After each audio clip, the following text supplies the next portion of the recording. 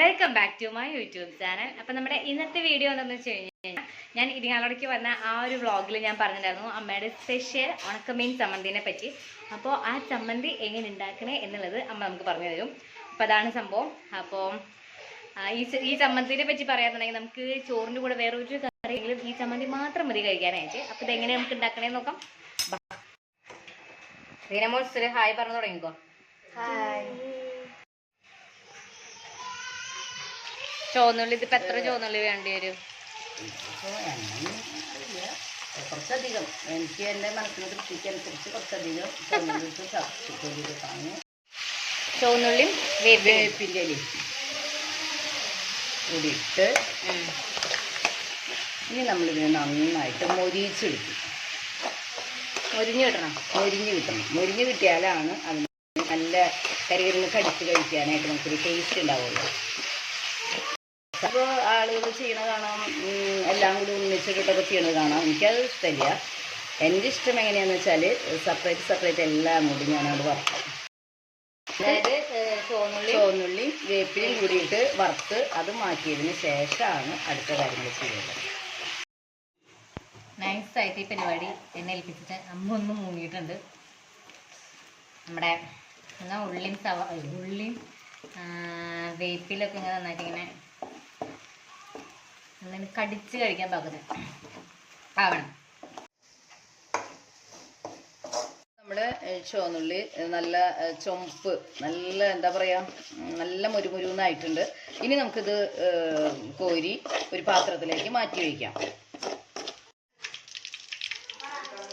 എൻ്റെ കയ്യിലേക്ക് ഇടരുത് കേട്ടോ.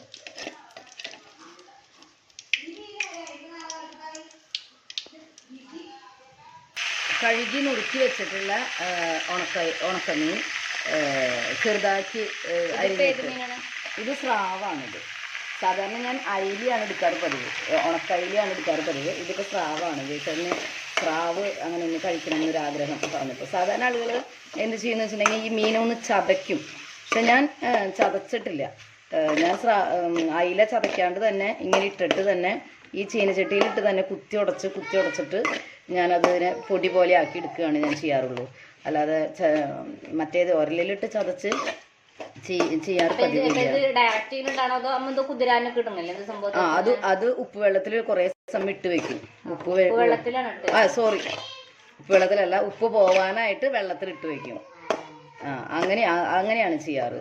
പക്ഷെ ഇത് കൈലേറെ പോലെ പൊടിയുന്നുള്ളത് എനിക്ക് തോന്നുന്നില്ല കേട്ടോ. എന്തായാലും ശ്രമിച്ചു നോക്കാം. ഉണക്കണ്ടെങ്കിൽ നന്നായിട്ട് വേഗം ഉടഞ്ഞുടഞ്ഞ് കിട്ടും. ഇതെന്തോ നല്ല മുരുമുരുപ്പ്, നല്ല ഇതായിട്ടാണ് ഇരിക്കുന്നത്. ട്രൈ ചെയ്യാം, നമുക്ക് നോക്കാം. ഞാൻ സ്രാവ് ആദ്യമായിട്ടാണ് ഇങ്ങനെ ചെയ്ത് നോക്കുന്നത്. ഉടഞ്ഞു കിട്ടിയിട്ടുണ്ടല്ലോ. അല്ല, ഞാൻ പറഞ്ഞല്ലോ, ഞാൻ ആദ്യമായിട്ടാണ് സ്രാവ് ചെയ്യണമെന്ന് പറഞ്ഞില്ല. എനിക്ക് അറിയാത്തൊരു കാര്യമായിരുന്നു. പക്ഷേ ദൈവത്തിൻ്റെ കൃപ കൊണ്ട് അത് വളരെ ഭംഗിയായിട്ട് തന്നെ ഉടച്ച് കിട്ടിയിട്ടുണ്ട്. നമ്മൾ വറുത്ത് കോരി വെച്ചിട്ടുള്ള ഉള്ളി ഉണ്ടല്ലോ, അത് ഇതിലേക്ക് തട്ടും.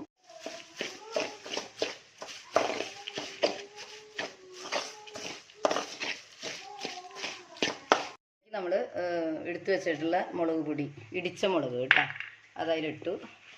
അതിനിട്ടിട്ട് നന്നായിട്ടാണ്ട് മൊരിച്ചെടുക്കും. അങ്ങനെ നമ്മുടെ ഉണക്കമീൻ ചമ്മന്തി ഇവിടെ ഏകദേശം റെഡി ആയിക്കൊണ്ടിരിക്കുന്നുണ്ട്. അപ്പോൾ ഇതാണ് കേട്ടോ, ഭയങ്കര സിമ്പിളായിട്ടാണ് ഈ സംഭവം ഉണ്ടാക്കുന്നത്, പക്ഷെ നല്ല ടേസ്റ്റാണ്. അപ്പോൾ ഇതെല്ലാവരും ട്രൈ ചെയ്ത് നോക്കണം കേട്ടോ. ഞാനിപ്പോൾ ഇത്തിരി ചോറും കുറേ ചമ്മന്തി കൂടി കൂട്ടി കഴിച്ചിട്ട് വരാം കേട്ടോ. അപ്പോൾ നമുക്ക് അടുത്ത വീഡിയോയിൽ കാണാം. ടാറ്റാ.